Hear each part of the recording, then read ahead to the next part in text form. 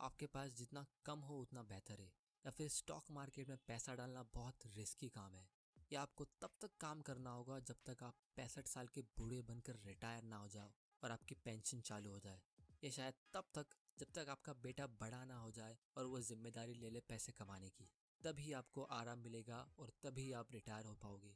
In fact बहुत सी families में पैसे या स्टॉक मार्केट को लेकर कभी बात ही नहीं होती है।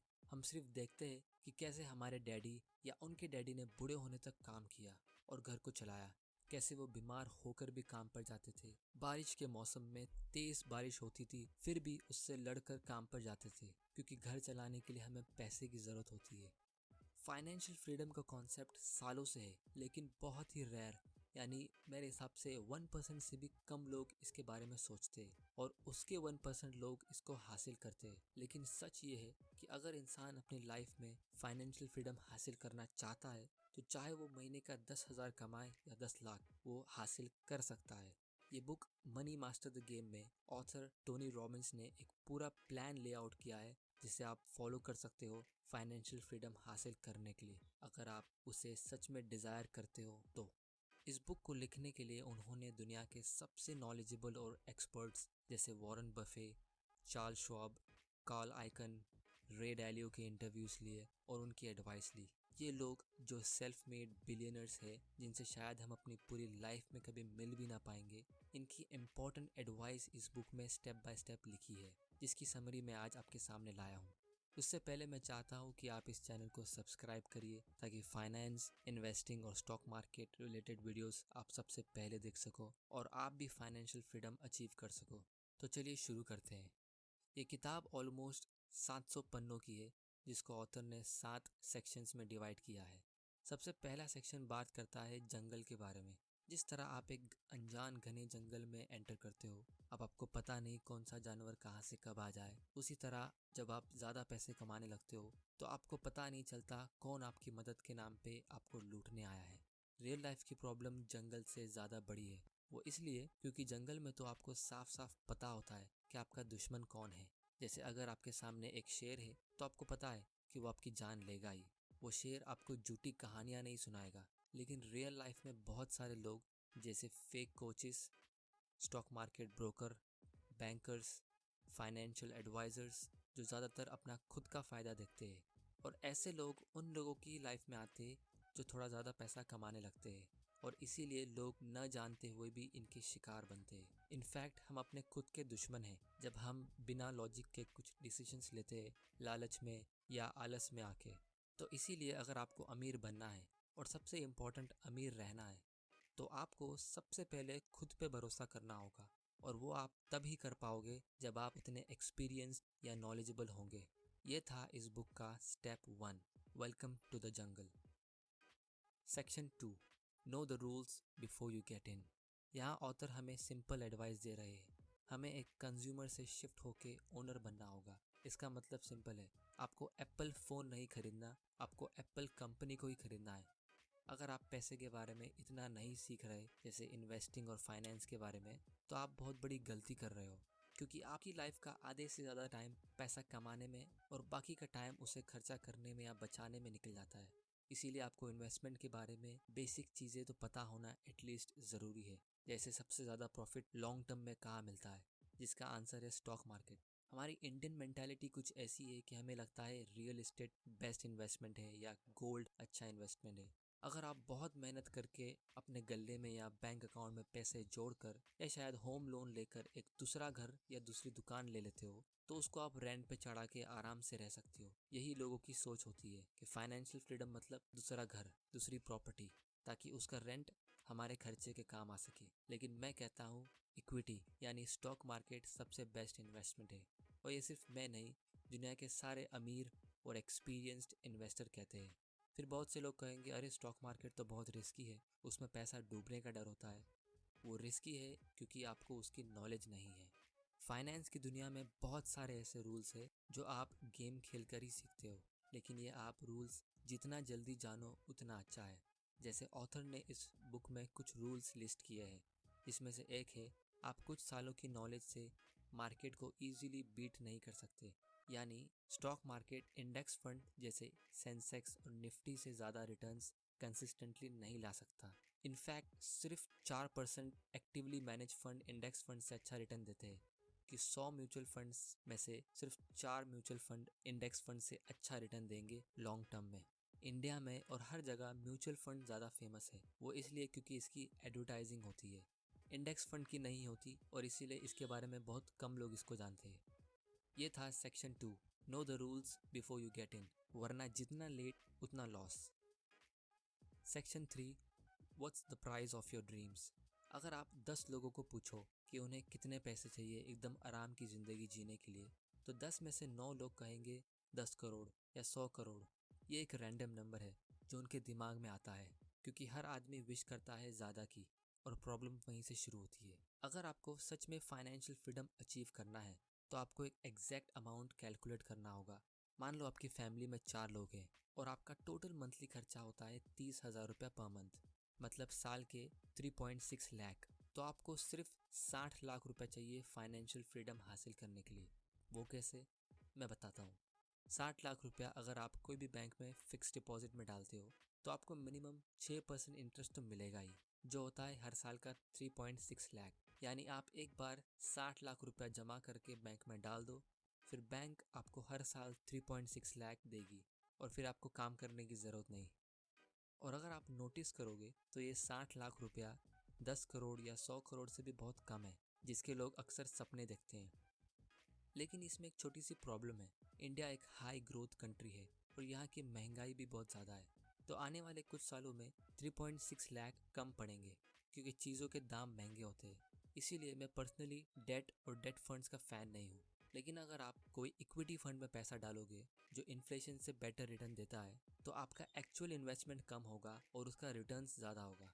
या अगर आप खुद कुछ अच्छी कंपनीज के स्टॉक ले लो, जैसे मान लो आपने ऐसी कोई कंपनी का स्टॉक ले लिया जो अच्छा डिविडेंड पे करती है, जैसे आईटीसी, कैस्ट्रॉल इंडिया या बजाज ऑटो या कोई और, तो आपको हर साल उस कंपनी से डिविडेंड्स भी मिलेगा, जिससे आपका एक्सपेंस कवर होगा, और साथ ही साथ इसका स्टॉक प्राइस भी बढ़ता रहता है। इसको ऑथर कहते हैं लाइफ टाइम इनकम प्लान। लेकिन स्टॉक्स में डायरेक्टली इन्वेस्ट करना रिस्की है, क्योंकि आपको उस कंपनी को रिसर्च करना होता है, उसके बिजनेस की इतनी नॉलेज होनी चाहिए। यहाँ मैं स्टॉक रिकमेंडेशन नहीं दे रहा, लेकिन ये बता रहा हूँ कि हम अपनी लाइफ में आराम से ज़रूरी इन्फॉर्मेशन हासिल कर सकते हैं और अपना ड्रीम फाइनेंशियल फ्रीडम को अचीव कर सकते हैं। लेकिन ये सब तब ही होगा जब हमें एग्जैक्टली पता होगा हमें कितना अमाउंट चाहिए और हमारे पास उतनी नॉलेज होनी चाहिए। वरना अगर आप सपने देख रहे हो करोड़पति बनने के, तो वो शायद सपना ही रह जाएगा। इस बुक में ऑथर ने एब्सोल्यूट फाइनेंशियल फ्रीडम को अल्टीमेट गोल बताया है। जैसे आप एक बड़े पहाड़ का सबसे ऊंचा हिस्सा समझ लो। वहाँ पे पहुँचने के लिए आप अपने गोल को 5 छोटे गोल्स में डिवाइड कर दो। सबसे पहला, फाइनेंशियल सिक्योरिटी। अगर आप कुछ साल मेहनत करके सिर्फ इतना सेव कर लो जिसका इनकम आपका हर महीने का अनाज, लाइट बिल और वाटर बिल पे कर सके, जो अक्सर लोगों के पूरे खर्चे का आधा खर्चा होता है, तो आप अपने लिए एक फाइनेंशियल सिक्योरिटी क्रिएट कर लोगे। इसकी वजह से आपको जॉब से निकल जाने का डर इतना नहीं होगा। आप इजीली अपना पुराना जॉब छोड़ सकते हो जिसे आप पसंद नहीं करते, क्योंकि लोग अक्सर जॉब नहीं छोड़ पाते क्योंकि उनको डर होता है कि दूसरा अच्छा जॉब मिलेगा या नहीं और कितने टाइम में मिलेगा, फिर बिल्स कैसे भरेंगे। लेकिन अपने लिए अगर आप एक फाइनेंशियल सिक्योरिटी क्रिएट करते हो तो वो प्रॉब्लम इतनी नहीं होगी।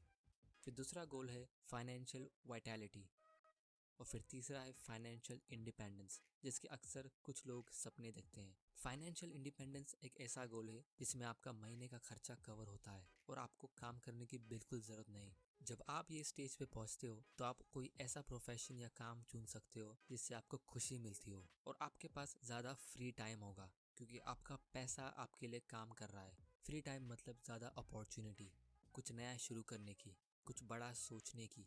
फिर आप goal number 4, financial freedom aim कर सकते हो। और फाइनली एब्सोल्यूट फाइनेंशियल फ्रीडम, जिसको ऑथर इस बुक में अल्टीमेट गोल कहते हैं। ये स्टेज में आपका पैसिव इनकम इतना होगा जो आपके हर महीने का खर्चा प्लस आपकी वैकेशन और लग्जरी लाइफ को भी सपोर्ट कर पाएगा। अब ये सब सुनने में बहुत आसान लगता है, लेकिन रियलिटी में मुश्किल है और इसको कई साल लग जाते हैं। लेकिन सच ये है कि अगर आप सेविंग्स और इन्वेस्टमेंट की आदत डालो और उसकी ज़रूरी नॉलेज हासिल कर लो और फिर ये प्रोसेस को ऑटोमेट कर दो, जैसे SIP के थ्रू, यानी सेविंग्स और इन्वेस्टमेंट अपने आप होते रहे आपकी सैलरी आते ही, तो ये शुरू में मुश्किल ज़रूर लगेगा, लेकिन बाद में आसान। और जब आप इस पहाड़ में थोड़ा ऊपर चढ़ जाओगे तो बाकी का सफ़र अपने आप हो जाएगा, क्योंकि स्टार्ट में ही सबसे ज़्यादा मुश्किल होती है, जिसमें लोग हमेशा गिव अप करते हैं। ये था section 3, what's the price of your dream, make the game look winnable. Section 4, अपनी लाइफ का सबसे ज़रूरी इन्वेस्टमेंट डिसीजन लो, और वो है एसेट एलोकेशन। इसका मतलब ये कि आप कितना पैसा कहाँ रखते हो वो मैटर करता है। देखिए दोस्तों, पैसा सबके पास होता है, एटलीस्ट थोड़ा बहुत, लेकिन हम उसे कहाँ रखते हैं वो मैटर करता है। कुछ लोग पैसे कमाकर अपने घर में रखते हैं, कुछ लोग बैंक अकाउंट में, या कुछ लोग फिक्स डिपॉजिट में, और दूसरी तरफ कुछ लोग कुछ स्टॉक्स खरीद लेते हैं या म्यूचुअल फंड में डाल देते हैं। लेकिन क्या आपने कोई ऐसा आदमी देखा है जो बैंक अकाउंट में पैसे डाल के उसके इंटरेस्ट से अमीर हुआ हो? आप अपनी लाइफ में जितना जल्दी स्टॉक्स और इक्विटी फंड्स में इन्वेस्ट करोगे उतना अच्छा है, ताकि आपकी हिम्मत उतनी जल्दी खुलेगी। वरना एज 30 या 40 क्रॉस करने के बाद आप इतना ज़्यादा रिस्क लोगे नहीं। Section 5, create a life time income plan. यहाँ पे ऑथर ने एक बड़ा सेक्शन फेमस इन्वेस्टर और बिलियनर रे डैलियो की हेल्प से लिखा है।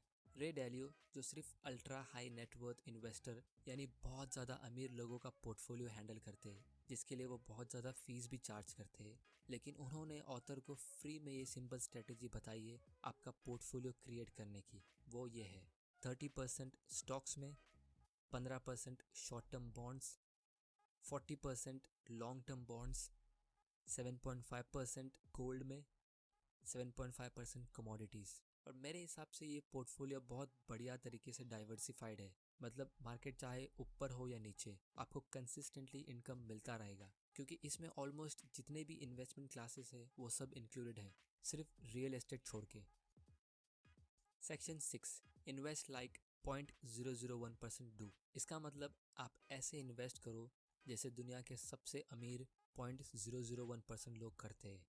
इस सेक्शन में ऑथर ने हमें बहुत सारे अमीर लोगों के इंटरव्यू के नोट्स दिए हैं, जिसमें से कुछ इम्पोर्टेंट लेसन्स ये है कि मिडिल क्लास और गरीब लोग अपना सारा पैसा रिस्क करते हैं सिर्फ 4 से 8% प्रॉफिट कमाने के लिए, और दूसरी तरफ अमीर इन्वेस्टर्स यूजुअली कम रिस्क लेके ज़्यादा प्रॉफिट्स कमाते हैं, जैसे $1 पे $5 यानी 400% रिटर्न। ये तब होता है जब आपको इन्वेस्टमेंट की उतनी नॉलेज होती है, जब आपका माइंडसेट इन्वेस्टिंग का हो। जैसे मिडिल क्लास लोग अक्सर बुरे टाइम में, जैसे कि अभी रिसेंटली जो कोरोना वायरस की वजह से मार्केट क्रैश हुआ था, वो टाइम पे लोग अनाज खरीदते हैं लाइन में लग के। अमीर लोग वो टाइम पे स्टॉक्स खरीदते हैं, वो भी एकदम सस्ते प्राइस पे, जो उनको बहुत ज़्यादा रिटर्न्स देता है। Section 7, do it, enjoy it and share it. ये सेक्शन भी बहुत बढ़िया है, क्योंकि टोनी रॉबिन्स एक मोटिवेशनल स्पीकर है और उन्होंने बहुत सारी फेमस बुक्स भी लिखी है। पैसा आपको एक्सपीरियंस में खर्चा करने का मौका देता है, जैसे आप वैकेशंस पे जा सकते हो। अपने लिए फ्री टाइम खरीदने का मौका देता है, जैसे आपके लिए पैसा काम करता है। फिर ये फ्री टाइम आप अपने चाहने वालों के साथ स्पेंड करो, या वही पैसा आप अपनी सोसाइटी में ज़रूरतमंद लोगों को दो, ये आपका चॉइस है।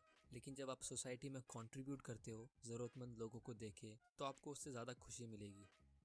तो दोस्तों, ये थी summary money master the game by Tony Robbins. अगर आपको वीडियो पसंद आया तो इस चैनल को सब्सक्राइब करिए, इस वीडियो को ज़्यादा से ज़्यादा शेयर करिए अपने फ्रेंड्स और फैमिली मेम्बर के साथ। और मैं आपसे ये जानना चाहता हूँ कि आपके घर का महीने का खर्चा कितना है। कमेंट में इसका आंसर दे, ताकि आप भी जल्द से जल्द फाइनेंशियल